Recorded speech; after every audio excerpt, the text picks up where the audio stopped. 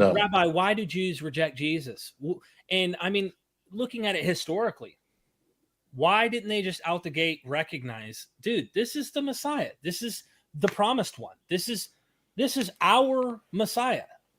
Why don't they accept it? What's the problem with I guess I could use the term, what's the problem with the Jews, man? What, as Christians will say, they're hard-hearted, they don't see the truth, they don't have spiritual eyes, et cetera, et cetera. But what is the truth from a Jewish side?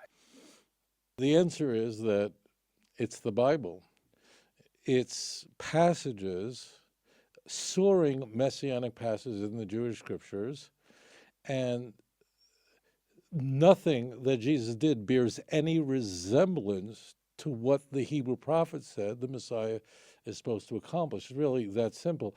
You know, the Jewish people would have loved to have a Messiah during the first century. For those who don't know, it's not like in our time where you can get on a plane in 11 hours, be there, and the nice, friendly people. That was during the Roman Empire. We were under the heel of the empire. We would have loved a Messiah. The problem was that what he did, we are told by the church, bears no resemblance to anything that we find in the Jewish scriptures. Let's take a look at a messianic passage that's so famous that even the United Nations, I'm not a fan, had the brains to put it on the wall of the UN.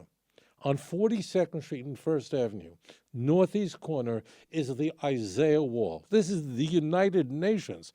The book of Isaiah is considered holy by about 1 out of 2 people on this planet. Okay? This is not an inference. In the end of days, this is Isaiah chapter 2, verse 2. Really simple, okay? The Lord, his temple, be raised above all mountains, above the hills, and all the nations will stream to it. Next verse, verse 3. People will say, come, let us go to the mountain of the Lord, the temple of the God of Jacob, and he will teach us his ways so that we may walk in his paths.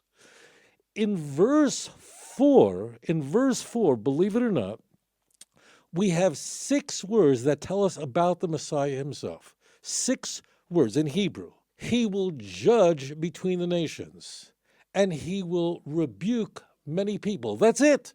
No dying for anybody's sins, no resurrection from the dead, no dying on a cross, no lamb talk, none of this stuff. And what will they do? The world will do this. They will beat their swords into plowshares, their spears into pruning hooks. Lo yisa goy el goy cher v'lo yilmudu oid milchama. Nation will not lift up sword against nation, neither will they learn of war anymore. Okay? These are the most numinous, ecstatic, messianic prophecies in all of the Hebrew Bible. It's actually mentioned in 2 places. It's mentioned here in Isaiah 2 and almost verbatim in Micah chapter 4. Okay. It made it to the United Nations. The United Nations can agree that's an appropriate text. And it says this is what will happen ba'achris hayomim, in the end of days. That means there are texts that are controversial. This is not one of them. Now listen very carefully. Did anything Jesus do, did anything in the first century occur that remotely resembles this? Nothing. Was there peace during the first century? Did the nations take their implements of war and transform them into implements of agriculture? Did that occur? No, it's just the opposite. The first century was riddled with war between the Jews and the Romans, between the Romans and other groups. There wasn't a temple built, there was a temple destroyed. It bears no resemblance to that. Now here we're going to go, here's where we go nuclear, okay? You are not ready for what you're about to hear. This passage that is so famous, in how many, there are 27 books in the Christian Bible, 27 books in the Christian canon. Of those 27 books, in how many of them is this passage quoted? Just think. This is, there's no controversy. These are messianic passages. Without doubt, the most famous.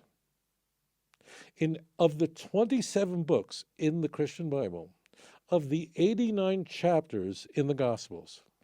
As it turns out, my friends, Isaiah chapter 2 is never quoted in the New Testament. What? You heard me right. Isaiah chapter 2 is never quoted. How is it possible that the most important verses in the entire Jewish Bible, arguably, that are messianic, appear nowhere in a book that purports to tell us about the Messiah? Nothing more important than that. Does that not, if you're a Christian listening to my voice right now, does that not raise some curiosity that passages, in contrast, that bear no resemblance to the Messiah